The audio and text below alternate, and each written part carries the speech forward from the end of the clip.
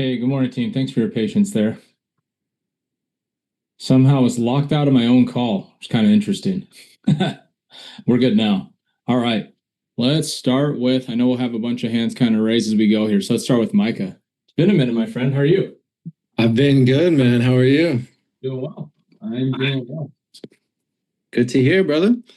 So now the offer that I'm on now, it's a course creation service. Oh, So okay. we help people like build their own online course, kind of to have as like a digital product. So we help to organize and structure the content. We help with filming if they want to be filmed like in our studio, or if they Yeah. want to like be filmed remotely. And then we also help with the sales and marketing, like front end, back end, helping them with like coming up with offers, lead magnets, funnels. So really like A to Z, like helping them build an online course and get like recurring passive income. Okay. And the avatars that I get the most, it's usually either someone who's trying to like break out of their 9 to 5. So maybe like they're not happy in their current job or they're not Yep. making enough Yep. money, Yep. or it's like a mid-career, sometimes like business owner, like they're coming more to like save time. So like, they've been working in like real estate for 20 years. They want to put all their knowledge into a course and then like, get more like recurring passive income. So it's usually time and money. um I think where I typically struggle the most is like situation or problem awareness, where I'm trying to like figure out like what angle to come at them. Like if I should go at the angle of like time, if they're already successful, or at like the angle of income. But I Yeah. guess you usually find that out in like connection stage. Okay. So just so we're on Yeah. the same page, or just a cold call, outbound call? Oh, sorry. Yeah, these are inbound pre-booked calls. So they book on my calendar. These are inbound pre-book calls. Okay, so real quick, it's not that I can't help you. I just do want to Uh-huh. kind of be respectful of what this call is Okay. for, mainly cold Yeah. call, outbound calls. Okay. So I don't know if you had any questions in regards to those necessarily. No, this would be more for that because like Jordan's been helping me a little bit with like the questioning, but he said that I should hop on this call because like you'd be good at like helping with the structure of Yeah, like yeah, I doing it a little can. bit. I can. Just to be, I don't know if you mind doing this, Micah, just because it's not necessarily a cold call, outbound call question. Yeah. Uh, do you mind if I kind of jump to everyone else first? And if I Yeah, have that's cool, man. Yeah, no okay. worries. Yeah, yeah. I just want to be respectful of that. Thank you for Yeah, 100%. I can help you with that. Yeah. I think Gotta everyone get knows to I the do. cool guys first, man. I get it. Yeah, yeah. No, All everyone knows good, I do man. obviously more than cold calling, sell a bunch of different things. But Yeah. yeah. So, All but yeah, good, brother. just keep your hand up. Okay. Yep. So cool, awesome, man. Let's head to Elvis here. Hey, can someone go ahead of me? I'm just Oh about to man, what park am up I over gonna do here. with you guys? What am I gonna do with you guys? All right, let's head to Sorry. Russ. No, no worries. Hey, Joe, Morning. I took your advice and I put through AI my value proposition to high occupancy hotels. It came back that my value is that I help capture uh, more revenue for those guests that are just simply walking out of the property to go somewhere else for their entertainment needs. So I'm helping capture the guest spend, what would cause them to stay at the hotel when they're at 90% occupancy or more, and Okay. their uh, bar restaurant revenue is only 40% or something like that. Uh-huh. Yep. So Perfect. yeah, and I had to have them. I also queried an NEPQ style cold calling script, which I thought was pretty good, but I had to edit it a little bit if that's helpful for anybody else. So I've been trying to use Jeremy Miner and NEPQ style in all my AI queries. That has really helped uh, formulate some of the ideas taught here, as opposed to some of the more generic scripts out there. Yeah, yeah. I don't think that's a bad approach. Just caution. The only caution I would use with the AI, because I do the same thing, but I take all the ones that I built personally, and then I kind of use AI to, you can plug in a script that you use and customize it for whatever you're selling. So keep in mind you can do that too. Oh, okay. The reason why is that when you go into ChatGPT or Claude, just realize that it pulls from everywhere. So all the, watered down resellers of Jeremy's stuff that are not doing that legally. Okay, good information. Just keep in mind the AI is like the bathroom graffiti of the internet. So Ah, you can kind of get whatever that may not be what I have seen a lot of times. It's Jeremy, like the AI will pump out things that Jeremy says, like, hey, following up with you, like all he would never say that. So right. just careful on what you do Yeah, with AI, but use it to get ideas though. yes. Yeah, I think for the basic, but I think I'm immersed in the training, although it's not coming out my mouth as smooth as I want. I think I'm immersed enough Yeah, to know when it's not Jeremy talking. good. Very good. Anyway, ring ring. Hello? Wait, actually, I apologize. Can we so what's the situation here? Well, what am I Oh, playing? sorry. So you're a hotel manager, and since we are in the fourth quarter, most of these properties are 90 to 100% occupancy, Okay. and so you're very busy. And I want to bring up a problem you might not have thought about, or at least bring it to Okay. the surface. Okay, perfect. Yeah, let's do it. Let's do it. Ring ring. Hello? Hey Joe, it's just Russ Nolan. I was just calling between meetings here, and I wonder if you can help me out for a minute. Sure. What's going on? Well, there's been a few properties that have reached out to us recently saying that even though they're near or completely booked, when it comes to the revenue of their bar restaurant spaces, those numbers don't always reflect that situation. Have you ever experienced something similar? Like what do you mean exactly? Well, you know how guests will come in and they'll check in, they'll freshen up, and then they'll come down to the lobby and they'll wander right through the lobby if they don't have specific plans or tickets to a show. They'll wander right through the lobby onto the street and they'll go somewhere else for the night. Have you ever experienced that situation before? Uh kind of. I mean, not like too often, but I guess how would you guys help with that? Well, and again, I don't know if I can help you specifically yet. Would you be opposed to looking at possible ways that you could capture or keep guests on your property longer and possibly capture more of that holiday spending? Oh yeah, I mean, I'm never opposed to that, but I guess I'm still confused on, how exactly you do that. Sure. Well, wonder, let's take this scenario quickly because I got another appointment to go to. Let's say your guest that may not have specific plans wanders into the lobby. Wonder if there's a unique and uh, a memorable experience happening right inside your bar or restaurant that causes them to change their plans, or if they don't have plans, and come in and dine and hang out at your bar or restaurant instead of leaving the property. Would that be something that would be a positive aspect? Oh, yeah, of course. Well, great. Well, that's what I do. Okay. All right. Yeah. Yeah, that sounds good. Yeah. Well, I'm saying like I gotta jump now, but I do realize that what I understand is your checkout time is around 4 o'clock on Friday. I'm going to be in the area that time.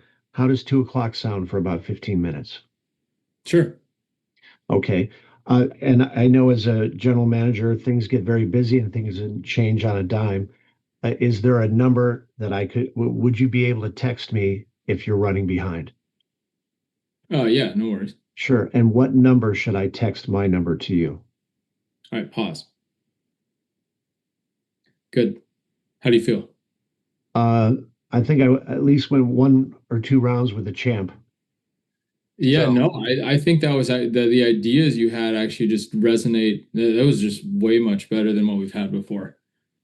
okay, It felt better. It caught some different attention things. Like it was like how you painted the picture was very simple, concise, and that's where it's like it's when you're that simple and you communicate that clearly, like yeah, it makes sense, right? great. I would just be the only thing I would just hesitate on and not do. Don't position necessarily like minutes of time, and don't try and pinpoint necessarily a specific time yet, right? In the semantics, I was like, hey, I got it. Like I said, I got to jump on a call here in a little bit. Didn't know if you'd be terribly against kind of finding some time maybe later this week, see if we can't help you with one or two ideas. don't position 15 minutes, 20 minutes, 30 minutes. Reason being is that it can trigger people to go back into like, oh, say this is sales conversation. Okay. Yeah, because people are so used to saying 15 minutes, 10 minutes, they hear that and they're just like, oh, is it really? Yeah, never. Yeah. So where would I ask the situation? You did throw me off a little bit when you said, well, yeah, I'm not sure what you guys did. So I went into the personalized intro without saying what I did. Um, Well, that's I got a little. I'll have to review the recording. But where would I ask a moment in time question? The one that you came up with the other day was, how often do you feel that the experience that you're providing your guests would cause them to remain on property? That's a little variation, but I think it's appropriate for this yeah, conversation. yeah, it's appropriate. I just think the way the conversation flowed, maybe you didn't use the exact moment in time, but you did paint the idea where it's like, hey, I'd be open to that without doing a moment in time. So don't get too hung up on like, hey, I missed it, because sometimes you'll miss things. Right, The biggest thing is you still got like, fear of missing out or doubt. That's what you got. right. Yeah, I thought the FOMO was there.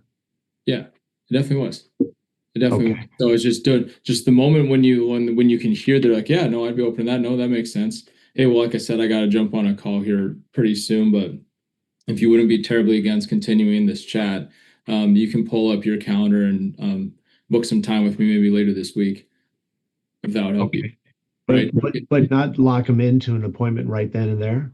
No, you do want to lock them in an appointment. It's just the way Okay, you went about it just sounded okay. too, It like, was, yeah, I haven't gotten that smooth yet, other than my okay. old techniques. Yeah, yeah. You're not trying to lock down time or whatever. You're making it against, hey, I didn't know if you'd be terribly against continuing this conversation. The moment they say yes, hey, if you have your calendar handy, I can pull up mine. You can book some time with me possibly later this week. Does morning or afternoon work better for you? Great. Like, and then all of a sudden you're framing it like they're booking time on your calendar. You're not trying to set a time, they're booking time on your calendar. They're the ones that have the problem. That's true. They do. Yeah. How do you feel, just to summarize, or another thing, you mentioned the LinkedIn protocol that you were doing. You use AI to research a little bit about your prospect, and then put in a uh, relevant opener like we just did, and then put in a Google Calendar link or whatever you use. Would this be, at least in my opinion, it seems like this is a good way to reach out to people via LinkedIn with this format, with this particular relevant opener, given we're in the fourth quarter. Yeah, yeah. I definitely don't put Google Calendar links on my LinkedIn. Okay. I don't put calendar links because it comes off too salesy. I just put simply like asking them opposed to learning more at the end. Simple Okay. call to action. Good The to other know. thing too, yeah, and I'm not going to say I'm sitting here being like, hey, I'm an expert on LinkedIn, because I'm receiving coaching on that as well, as I learn it. So I don't want to teach what I'm still testing myself. But the thing with LinkedIn as well is that the AI insights that I use, just so everyone's on the same page here, that's because I subscribe to LinkedIn Sales Navigator. If you don't pay for it or have that feature, I don't know where you're gonna do the AI insights on their profile. Yeah, I do subscribe. Okay, perfect. Yeah. So I just want to be very clear for everyone else here. If they don't see an AI with the free version of LinkedIn, it's not included. That's right. That's right. Yeah.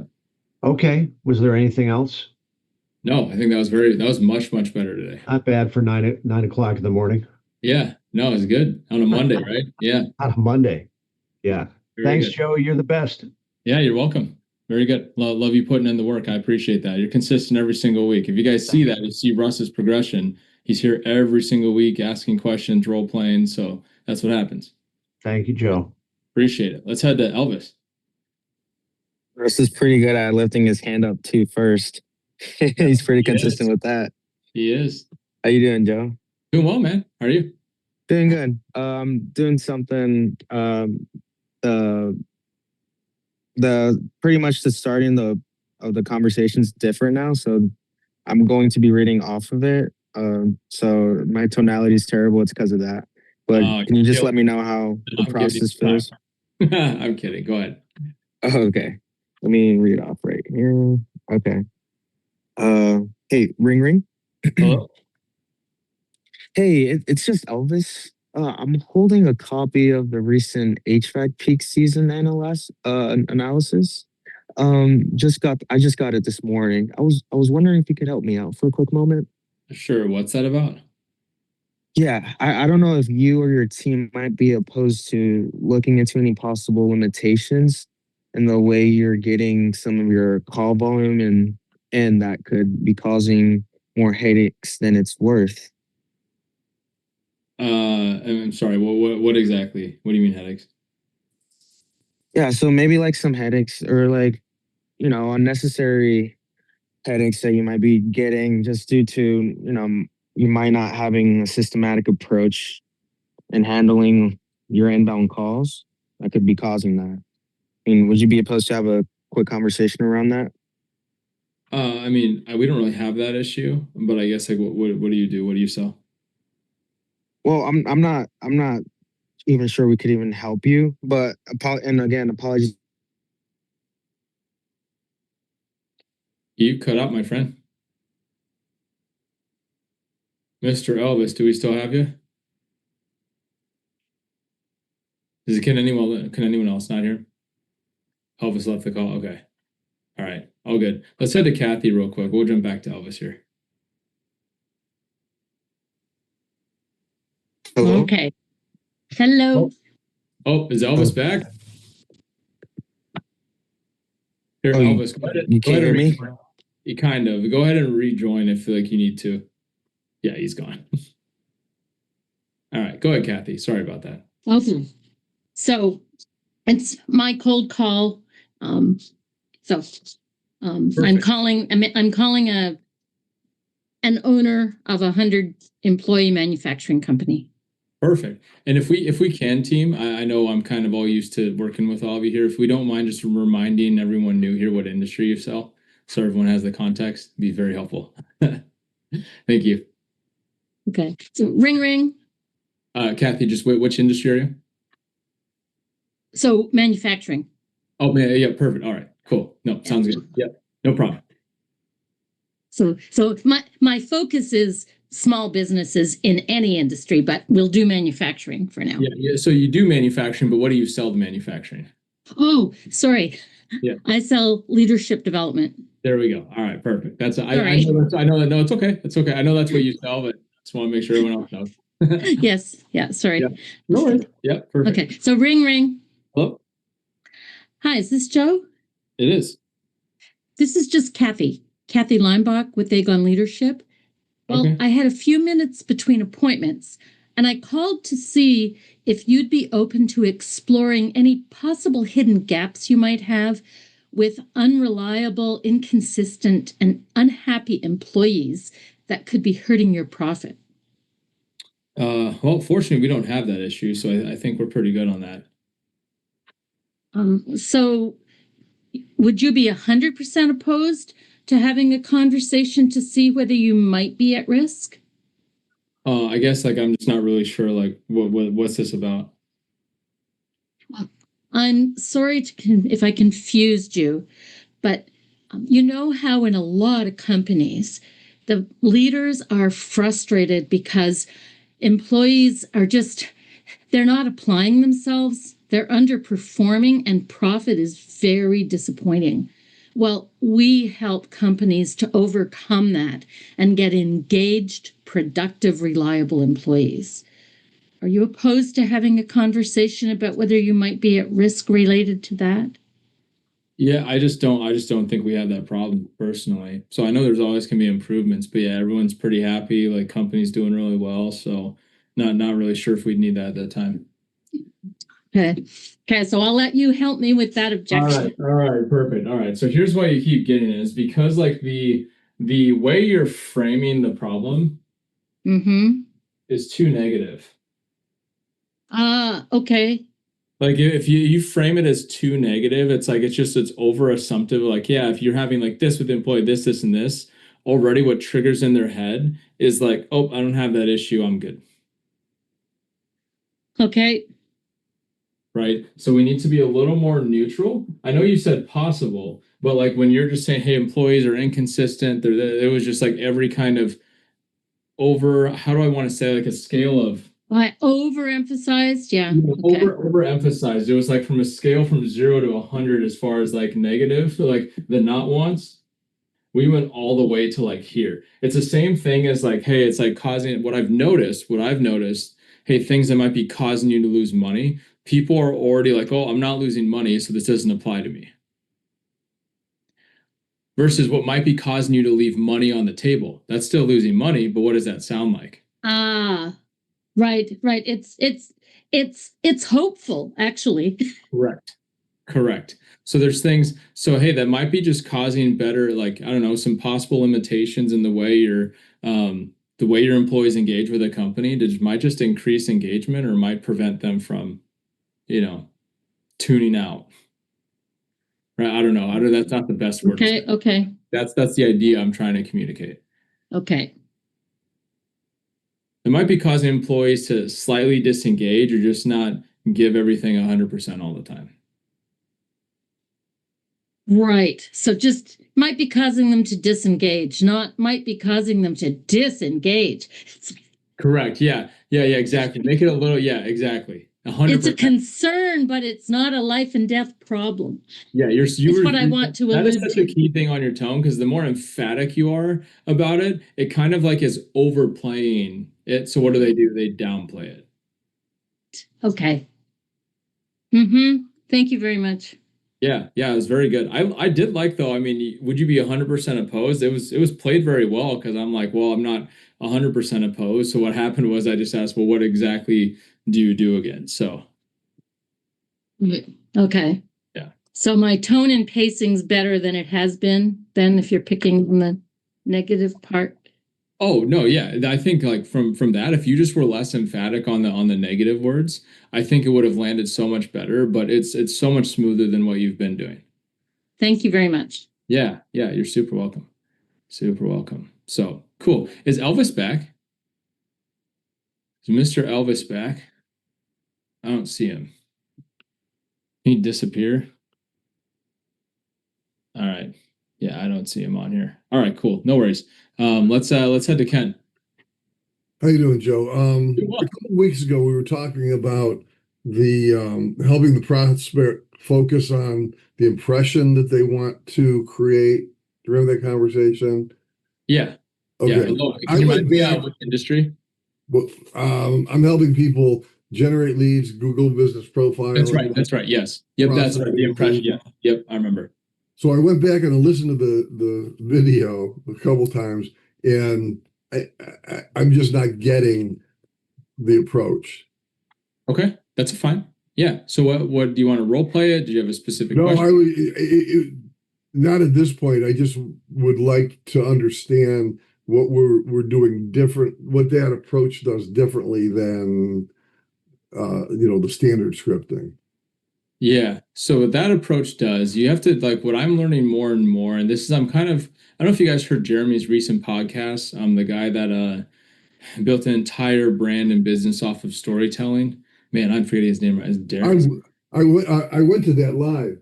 Yeah, you went to that live. Yeah, so that one, right? So that's a lot of the why behind, right? You have to catch people's attention in 8 to 10 seconds. So the reason why, like, I shifted it for you to get more of a picture of like, hey, an impression people get, because if you make it about the thing right away, what happens in their brain?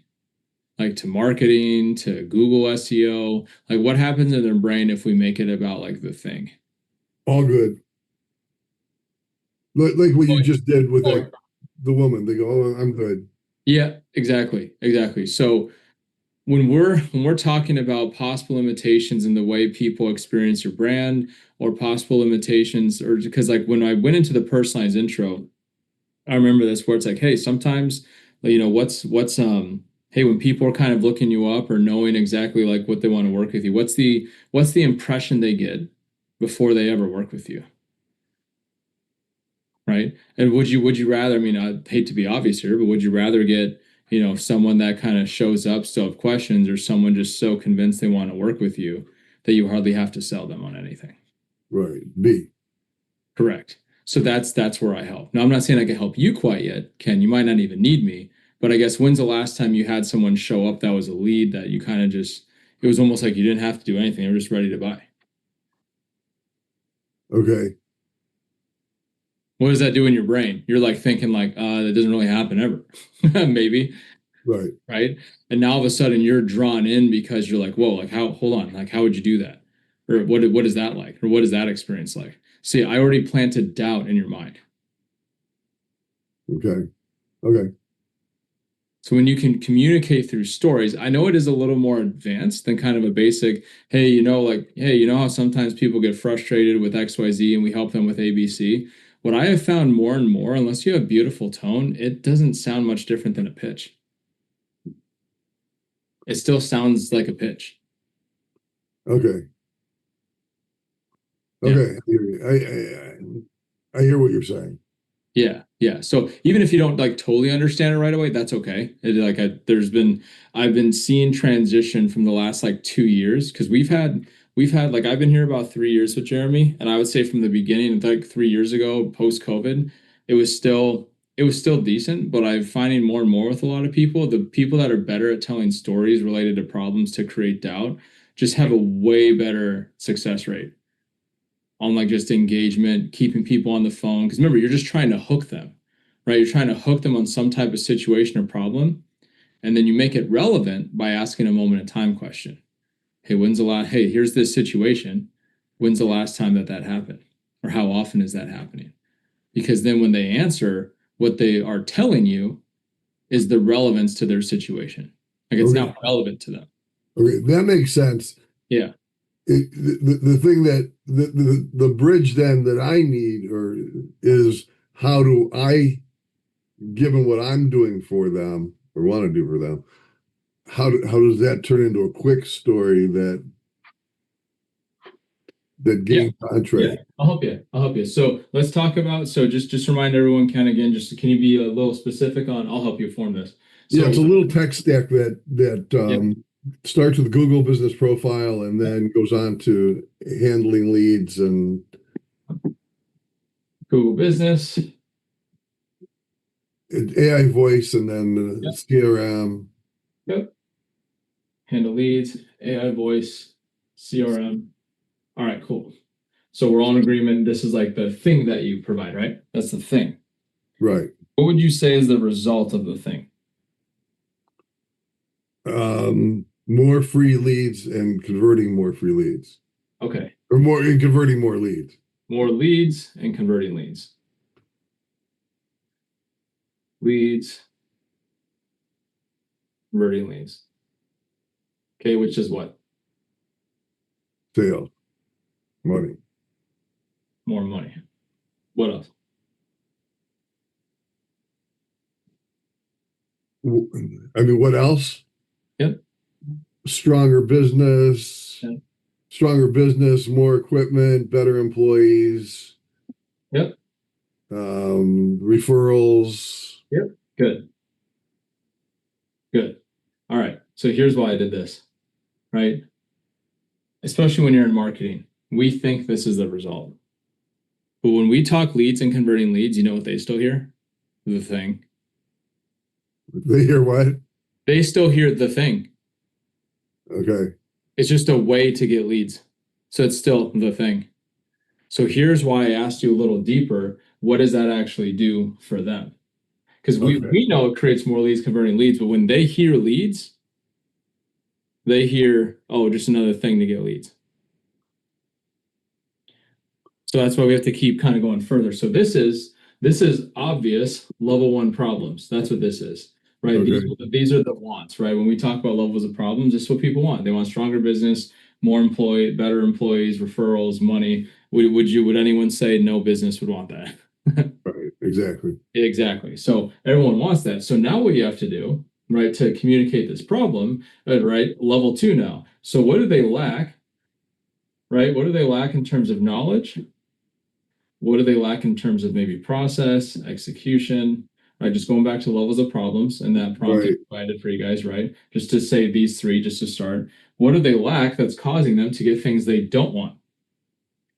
right? So that's Okay. when you create your story, it has to be around a level 2 problem.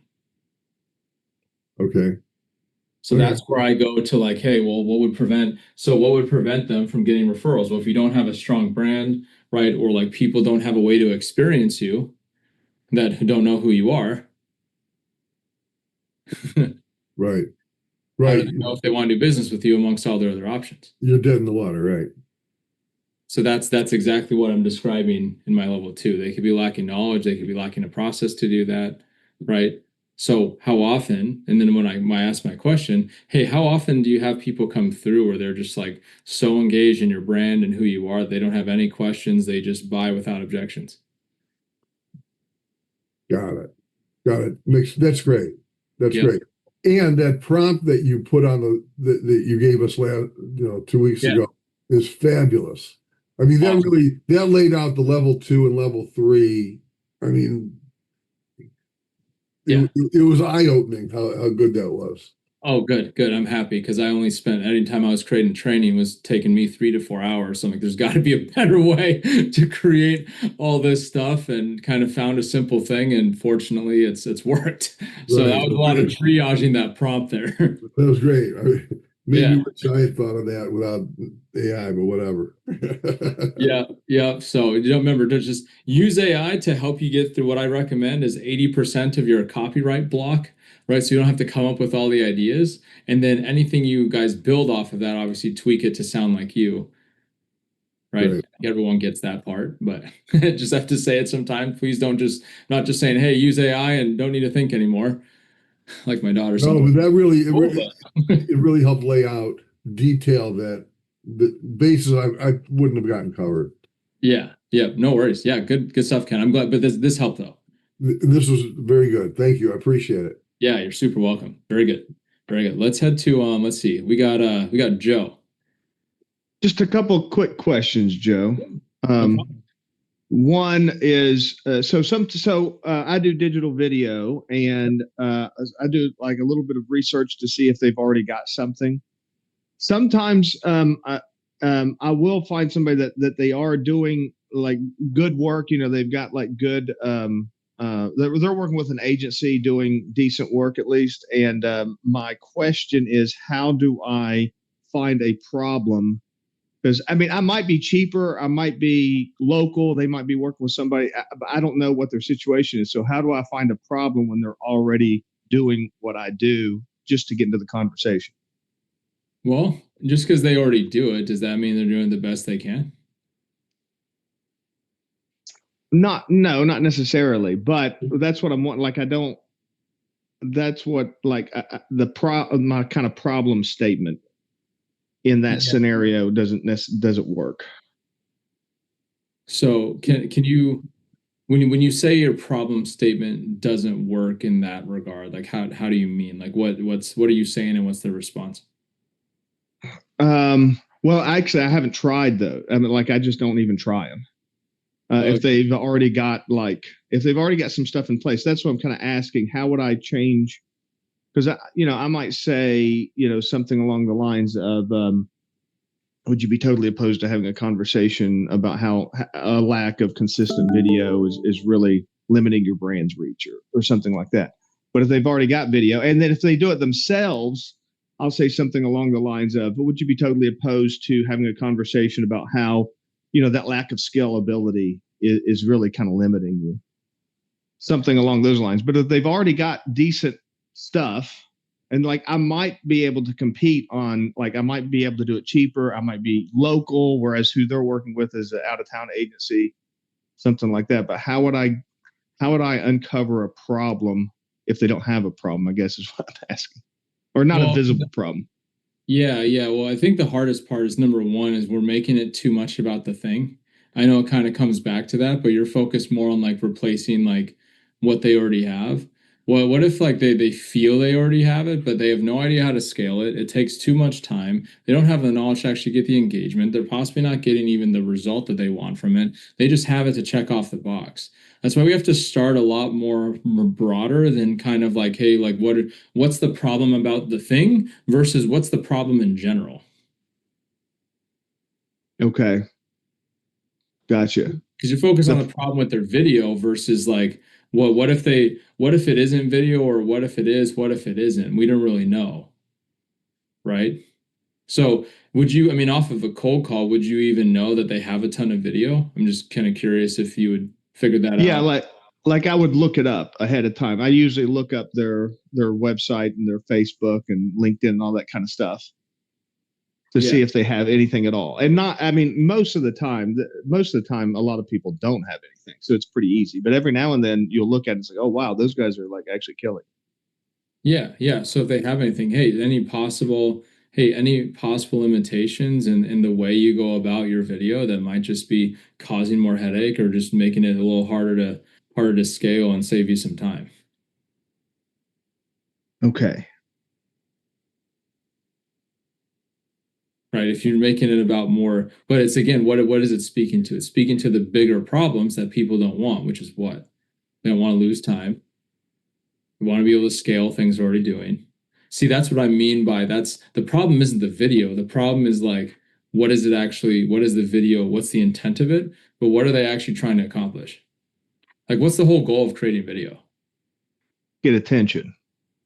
And well, to ultimately grow your brand, generate more revenue, or improve PR. Talk about what you're doing in the community engagement. yeah. And what past that? Let's see, past that, I don't know. What if it's those are the ones that I touch on? Yeah. What if all of that is just making it easier for people to do business with you? Make it easier for people to do business with you. Yeah. Yeah, that's good. Because that's ultimately what video does, right? Yep. All those things are good, right? But if I were to give you kind of an overarching idea, just making it easier for people to do business with you. So what are you lacking in your video efforts that's making it harder for people to do business with you?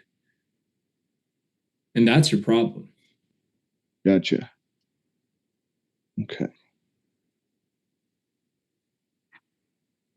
And I'm not trying to sound overly theoretical. It's I guess what we think is the problem and the result. We kind of have to play it back in our head and ask ourselves, if we're the prospect and we hear that, what do we hear? More things around the thing, or more things around, hey, that catches my attention. Yeah. Okay. The result is not always what we feel it is. And the way to test that is to ask yourself, if you heard that, do you hear a result or do you hear a thing? Yeah. Yeah. Okay. Perfect. Yeah. That help? Yeah. Good. Very good. Let's head to Tyler. Hey Joe, how you doing? Doing well. Good to see you. Oh, hold on one second. No worries. Sorry, can you hear me okay? I can. Yeah. Awesome, man. If you recall, I work in logistics. Hey, there we go. Yes, sir. Yeah, I was just hoping to role play with you. Just do like connection and try to get it as far as problem awareness. I do have a little bit of the problem awareness. So yeah. You cut out just your audio got super quiet, my friend. I don't know if you want to maybe remove your video here for a sec. Yeah, you want me to remove video? Yeah, possibly. It might just help with the connection a little bit. How's that? Yeah, that's better. Yeah, so you do 3PL, right? That's correct. Yes, sir. Yeah, perfect. So what was your question? I missed it. It was a little quiet. Sorry. So I was hoping just to role play with you, like connection situation and hopefully get into problem awareness. I am having a little bit of trouble transitioning from situation to problem awareness. So Cool. If we get that far in the role play, could use a little bit of help on that. Cool. Yeah. Am I just a normal like logistics manager, freight? Just kind of you're calling just the shipping department. Do we lose him? Tyler, I think you muted yourself. Whoops. Yeah. Oh, you muted yourself. You muted again. I don't know what's Oh my going on. gosh. Okay, I don't know how that's happening. We're good. Okay. All right, all right, all right. There you go. So yes, perfect. Yeah. So you're just calling a normal like logistics shipper manager, right? That's right. Yep. All right, cool. Go ahead. All right, cool. Ring ring. Hello? Hey, good morning, Joe. Yep. Joe, it's Tyler. Tyler Brown. I was actually just calling really quickly between meetings and was wondering if you could possibly help me out for a moment. Sure. What's going on? Yeah, so I'm not sure if it makes sense for us to talk, Joe, but was calling to see if you or your team would be opposed to looking at possible limitations when handling unique freight situations that could just be like causing operational headaches or possibly even leaving money on the table. Sorry, what's this? So yeah, it didn't mean to confuse you there. So you know how shippers can sometimes get frustrated with unreliable communication from carriers. It can come in many forms, but say a truck's running behind and you don't know where it's at, or you get an invoice back and maybe there's some unexpected charges on it, or say product gets lost or damaged in transit. It can take a long time to get your money back in the claims process. What we do is we put SOPs in place to help sort of streamline those operational challenges. Does that resonate with you guys or sound like something you could be experiencing? Are you a broker? I am. Oh yeah. We got like 50 of you guys, so we're good. 50 brokers. My goodness. Are you actually using all those brokers? Yeah, for the most part. Okay. As far as like how long have you been working with some of these guys? Shoot, some like probably like 10 years, some like newer, so just depends. Just depends. The guys that have been there working with you like 10 years, like what made you want to bring them in? Like what made you think that they were the best fit for your business?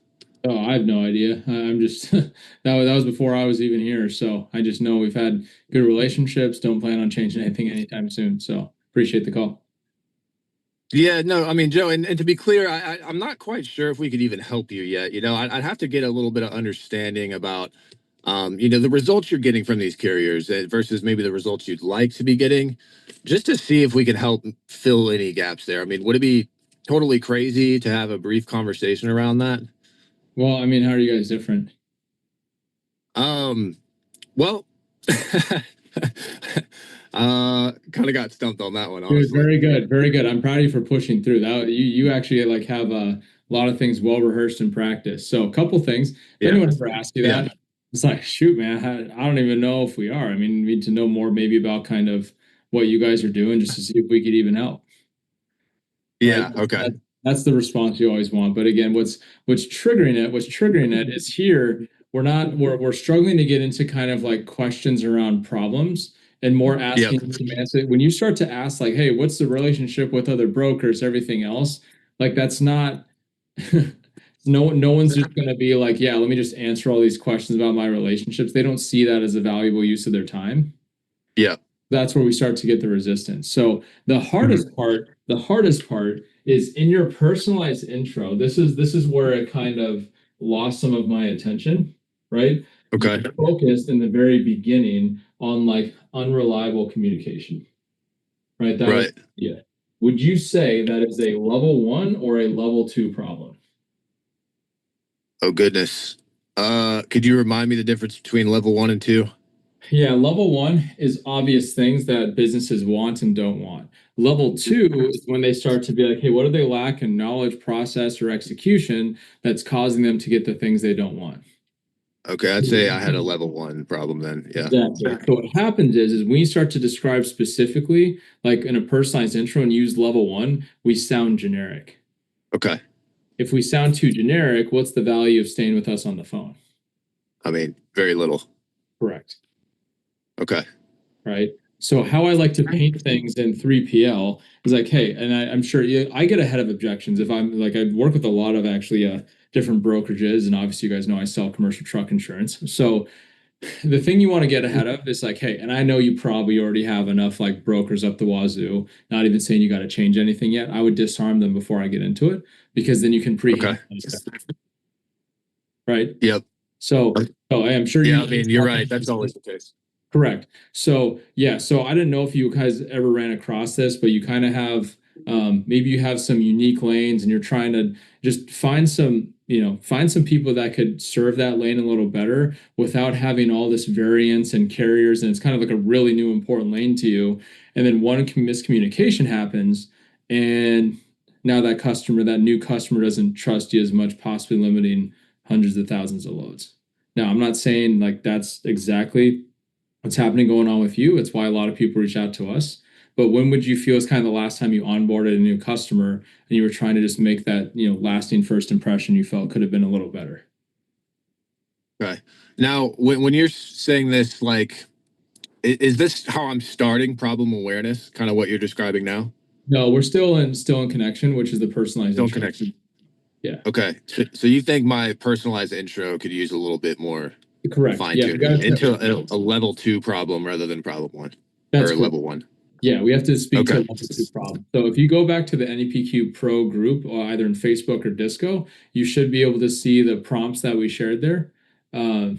If anyone's able to share that right now, I think that'd be super helpful. But the prompts that I created to brainstorm those problems, and then you can create stories, right? Create stories around level 2. Use that as your personalized intro. Okay. Yeah. Understood. Do we have enough time for me to ask one more question? I know we got some hands raised. Yeah, we got some more hands here. So go ahead. I just have a hard stop at 10 today for another training. But No problem. Just really briefly, I was curious. I know you said you train a lot of 3PLs. Have you ever ran into, or like with your coaching with other 3PLs? Like, has anyone ever talked to you about how to break through with 4PLs? Do you know what I mean when I say that? I have no idea. Okay, so 4PLs are like an outside, like an outside logistics management company where they come in and they start like tendering loads on behalf of the company. It's like another layer in between me and the customer, which kind of complicates things. I was just curious if you had ever helped any 3PLs like navigate those sorts of Yeah, that's such a good question. No, now I understand what you're saying because I've seen that before, because it's not just the third party, it's kind of like another middleman in between. For people that are a little smaller, I have seen the agent model, different things. The reason why I'd be careful bringing that up, it can sound very similar to double brokering, which we all know is not legal. So I would just correct.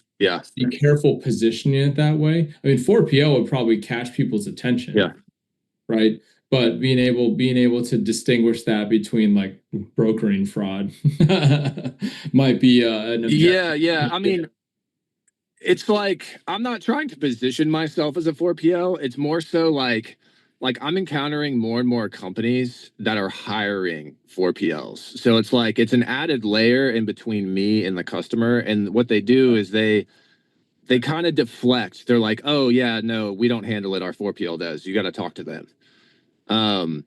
But what I run into is like they deflect every question I have to the 4PL, but yet I have trouble getting like a contact at that 4PL. So I just didn't know if you might have any advice if there's another party involved that I need to speak to.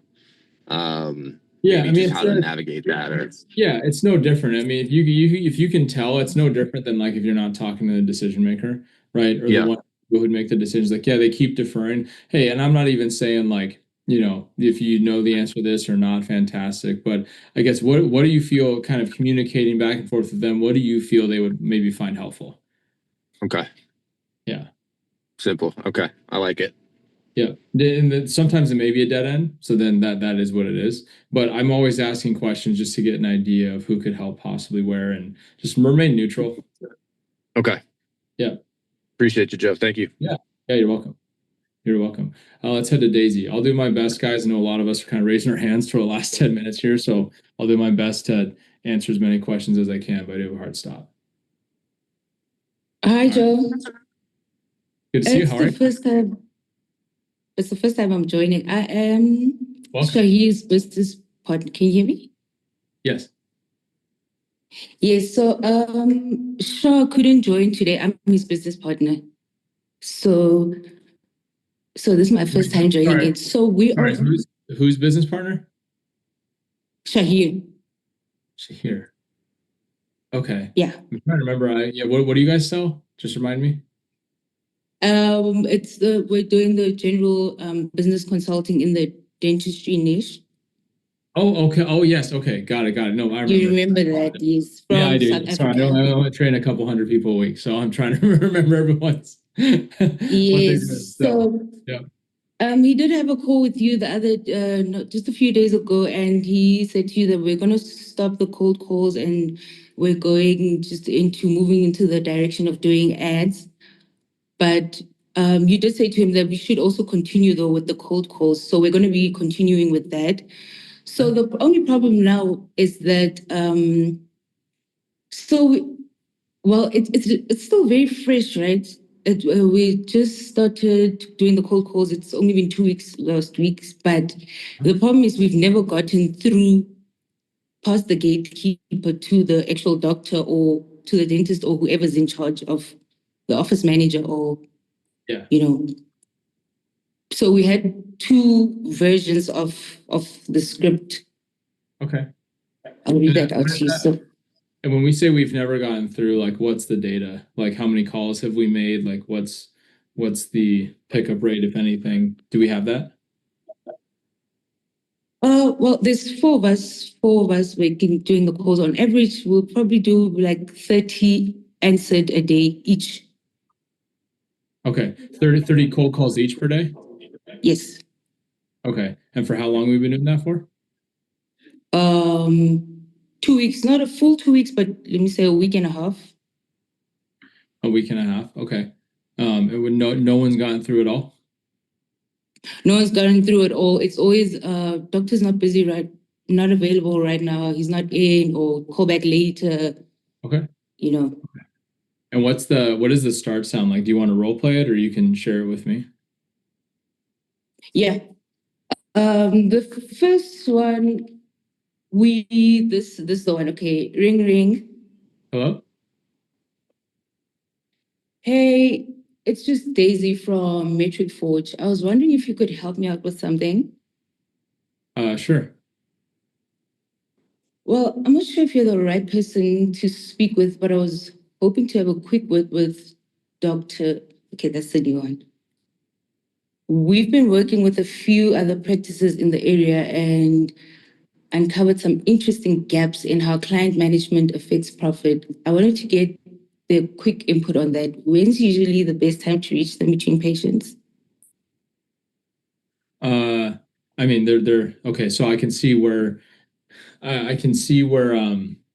you're possibly just getting stonewalled there, because you're already throwing out like, hey, here's what it is. When's the doctor available? Like, you're asking directly for the doctor. And okay, which shows that when we notice that we're not getting through to anything. So here's the one with the original one then, right? Okay. Hey, it's just Daisy from Mola Matrix. I was wondering if you could help me out with something. Okay. Well, I'm not sure if you're the right person I should be talking to, but I called to see who in your practice is responsible for looking at any possible gaps in the client management, which could be leaving profit on the table. Who should I be talking to? Well, yeah, that would be the doctor, but he's not available right now. Totally understand. When's usually the best window to catch him? You can just leave a message or an email. Oh, it's just about very specific data we're seeing. So it would be better for me to speak to him in person. Yeah, that won't be necessary. You could just shoot an email, or I could take a message. Yeah, so here's where we're getting shut down. I would not be asking, hey, it would be better to talk to them. Like, that's, no one's going to let you through if you use that language. So because it's very evident that it's sales, and their job is to not waste the doctor's time. Okay. So yeah, so what I might do is like, hey, and I don't know if I'd even change. I like when you ask at the end of the problem statement, who should I be talking to? That changes your question. Right? It's like, hey, didn't you or your team would be opposed to looking at any possible whatever your problem statement is? And then pause. If you ask the question, who should I be talking to? That changes your question. It's not asking if your team is opposed. You're asking now who handles it. So they're two different questions. Okay. Yeah. Yeah. So I that's don't number move on one. to, so who should I be talking to? I don't. Yeah, just I would just say in the beginning, hey, I didn't know if you or someone on your team might be totally against looking at any possible limitations. When you use also words like client management, that's like that's a buzzword, Okay. right? So I keep it a lot simpler. Hey, and the way you Okay. kind of like handle some of your client data, that just might be causing like Okay. more headaches, or that might make things kind of a little more admin burden on the day to day, right? Okay, because also we're not sure if we should be using the personalized intro for the gatekeeper. I mean, if they do ask, what's this about? Should I go ahead and tell them like the personalized intro that I'm going to use on the other side if I get through, which is, Yeah, yeah. I've got, I would still, you know I how a would lot still of, use, I would still use the personalized intro if they ask like, what is it that you do or whatever, because again, I know you guys feel like, hey, we're just getting the gatekeeper. You don't know if that's the office manager. We have no idea. Okay, yeah, that's true actually. Yeah, dental practices are pretty small. So you may be already talking directly to the office manager who might be able to set you up with a doctor. So you may want to treat that person. And don't try and get past the gatekeeper. I think that's the biggest thing for everyone here. If they can feel you're trying to get past them, they're going to put up a harder wall. They always are. They always are. If they can feel you're trying to So get I past just wanted to get you to listen to this personalized intro that we've got now. Okay, that's fine. Go ahead. Well, you know how a lot of owner-run practices are so busy clinically that when patients don't show up or cancel last minute, it throws off the schedule and cash flow. We help practices like that stay fully booked and keep patients consistent with hygiene visits and speed up collections, or get paid faster, all in a really simple way that doesn't overwhelm the team. How are you currently tracking no-shows and late cancels, weekly or just month end? Yeah, I actually don't mind the personalized intro until it started to get a little long where you're like how you would mention one thing, but just cut it a little shorter. Cut it a little shorter because Okay. it started to get a little long. Okay. I don't mind your question Okay. either. So the other thing I just want to encourage you on, because I got to jump here, guys. So I appreciate your patience, and whoever didn't go can go first next time here. Just remind me. The biggest thing is going to be this, right?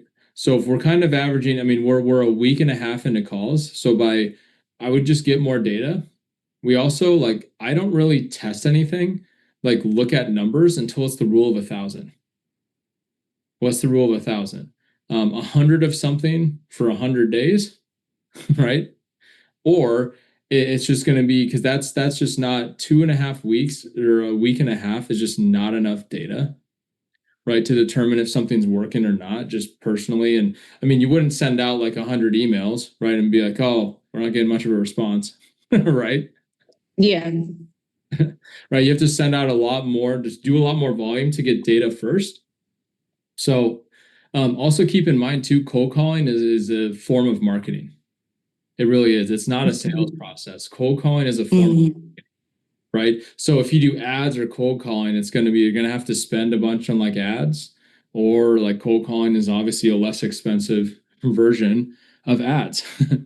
It costs time, right? So that's something to kind of reflect on there. But I would keep like how you have the personalized intro is simple enough. I just think we got to do a little more of it with just kind of a better problem statement, get some numbers behind that, and you and Shahir come back maybe in a week or 2 weeks, kind of let me know how that's going. All right. Thank you, Joe. Cool. Yeah, you're super welcome. Awesome, friends. Have a great week. We'll see you soon.